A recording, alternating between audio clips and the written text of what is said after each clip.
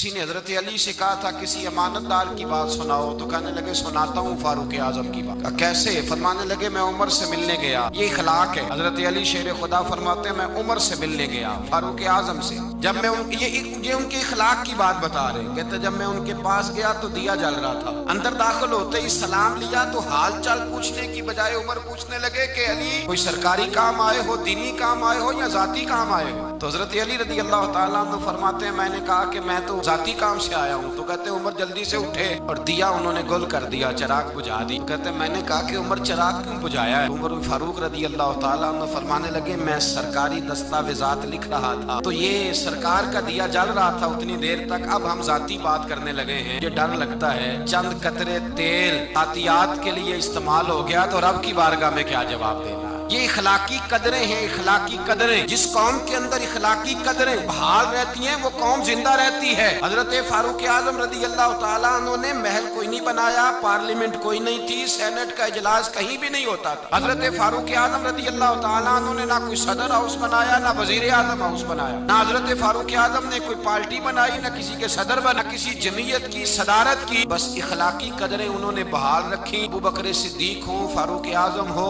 عمر فاروق ہو، حضرت عثمان غنی ہو یا مولا علی ہو، ان کے اخلاق اور کردار زندہ ہیں تو یہ لوگ قیامت کے بعد بھی زندہ ہیں۔ اخلاقی قدریں جس قوم کی زندہ رہے، جو اخلاقی طور پہ مر جائے اخلاقی طور پر۔ حضرت فاروق اعظم رضی اللہ تعالیٰ عنہ مال غنیمت، حضرت عثمان کہتے ہیں میں چھت پہ کھڑا تھا تو ایک آدمی کو دیکھا، دوپہر کا وقت ہے، سخت شدت کی دھوپ چمک رہی، ننگے پاؤں ایک بوڑھے کو دیکھا، اونٹ ہانکتا ہوا آ رہا ہے۔ میرے دل میں خیال آیا اس بوڑھے کو مشورہ دیتا ہوں کہ جناب چھوڑ دیں، یہ آپ اس عمر میں کس چکر میں لگے ہوئے ہیں، دنیا سو رہی ہے آپ بھی سو جائیں۔ کہتے میرے دل میں خیال آیا کتنا حریص بوڑھا ہے رضی اللہ عنہ۔ جب وہ میرے قریب آئے میں چھت پہ دیکھ رہا تھا تو میری تو آنسو ہی نکل گئے، یہ کوئی حریص بوڑھا نہیں ہے تو عمر فاروق ہے، تو حضرت عمر فاروق رضی اللہ تعالیٰ عنہ۔ میں نیچے اترا، میں نے کہا حضور کیا کر رہے ہیں، گرمی کا موسم ہے۔ کہنے لگے یہ مال غنیمت کے اونٹ بھاگ گئے تھے تو سنبھالتا پھرتا ہوں۔ حضور کسی غلام کو کہہ دیتے، فرمانے لگے حکومت میری ہے تو ذمہ داری بھی میری ہے، حکومت میری ہے تو ڈیوٹی بھی۔ اخلاقی قدریں جب کسی قوم کی اخلاقی قدریں، قاضی شریح رحمۃ اللہ تعالیٰ علیہ حضرت علی شیر خدا کے قاضی تھے، حضرت مولا علی شیر خدا رضی اللہ تعالیٰ عنہ نے متعین کیا تھا، وہ آئے حضرت علی کے پاس، قاضی صاحب کہنے لگے حضور میرا استعفیٰ قبول کر لیں، چیف جسٹس نہیں بن سکتا، میں امور نہیں چلا سکتا عدالت کے۔ حضرت علی نے فرمایا قاضی صاحب کیا ہوا؟ کہنے لگے دو پارٹیوں کا مقدمہ میرے پاس تھا تو کل ایک پارٹی 10 کلو کھجوریں لے کے آ گئی ہے میرے پاس، تو حضرت علی فرمانے لگے آپ نے قبول کر لی ہیں؟ کہنے لگے ضرورت تھی میں قبول کر لیتا۔ میں نے ان سے کہا ہے خبردار تم نے سوچا کیسے، جھڑک دیا ہے، قبول نہیں کی، تو کہا پھر آپ استعفیٰ کیوں دے رہے ہیں؟ تو یہ امت مسلمہ کی اخلاقی قدریں ہیں، یہ امت مسلمہ کا رنگ ہے، اپنی ملت پر قیاس اقوام مغرب سے نہ کر، آس ہے ترکیب میں قوم رسول ہاشمی، قدریں ہیں ملت اسلامیہ کی۔ حاجی صاحب کہنے لگے حضور ان لوگوں نے میرے بارے میں سوچ لیا ہے کہ میں رشوت لے سکتا ہوں، وہ سوچ لیا ہے کہ میں پیسے پکڑ لوں گا، 10 کلو کھجوریں لے آئے۔ جس کے بارے میں قوم سوچ لینا کہ رشوت لے سکتا ہے، سوچ بھی لے، بندہ قاضی بننے کے قابل ہے، قاضی بننے کے قابل نہیں ہوتا۔ لہذا انہوں نے چونکہ سوچ لیا ہے، لہذا اب میں اپنے اخلاق کو اتنا بلند نہیں جانتا کہ میں کرسی عدالت پر بیٹھ کر مقدمے کا جاگے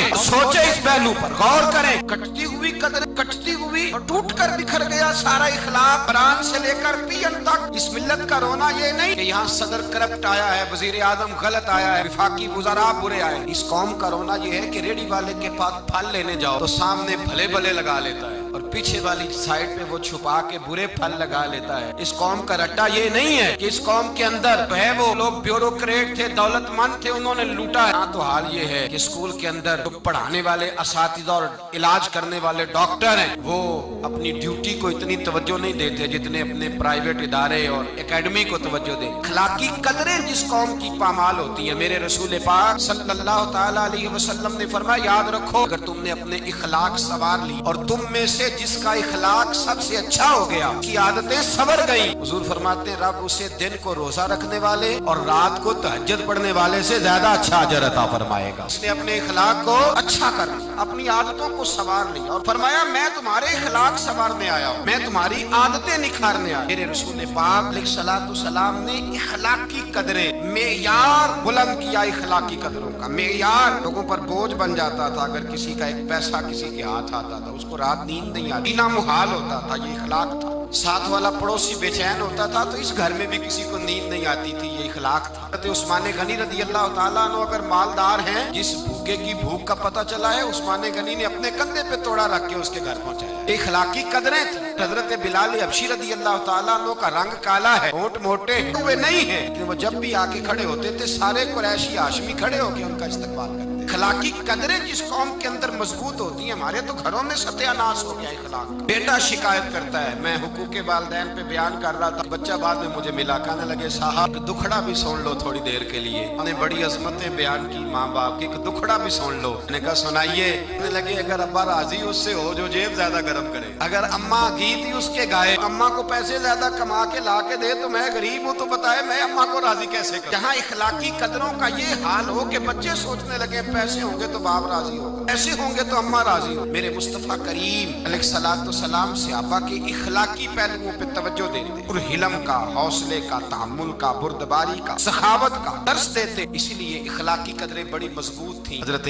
सैयदना बिन ज़ैद बीमार हो गए। इमाम हुसैन को किसी ने बतला कि मेरे रसूल पाक का गुलाम बीमार हो गया है। हजरत इमाम हुसैन तीमारदारी करने गए, कदम रखा, उसामा हुजूर के महबूब थे, कदम रखा कमरे में, जनाब उसामा ने इमाम हुसैन का चेहरा देखा तो चीख ही निकल गई, तड़प के रोए, कहने लगे मेरी मौज नहीं लग गई, हुजूर के जलवे मुझे नजर आ गए। इमाम हुसैन अंदर दाखिल हुए तो जनाब उसामा बिन ज़ैद ने बाजू पकड़ा और सीने पे रख लिया। हजरत उसामा बिन ज़ैद तड़प के रोए। इमाम अली मकाम कहने लगे भाई रोते क्यों हो, बात बताओ। कहने लगे दुनिया छोड़ रहा हूँ पर 80 दिनार का कर्जा है, कोई भाई ना कोई सज्जन ना कोई दोस्त, असी किसी दे कुछ भी नहीं लगते ते ना कोई साडा दर्दी है कोई नहीं। पूछता हूँ कब्र पे बोझ लेके जाऊंगा, फिर क्या लफ्ज है क्या हुसैन है। लगे हुसैन आज अगर मुस्तफा करीम हयाते ज़ाहिरी में होते तो मैं जाके बाजू थाम लेता, कदमों में बैठ जाता। मेरा रसूल तो गैरों के भी बोझ उठा लिया करता है। इखलाकी कदरें देखिए, इमाम हुसैन फटाफट उठे, भी साथ था, गुलाम भी साथ थे, अब कुछ हो सकता था। हुसैन उठे गए, नी चादर में 80 दिनार डाल छुपाए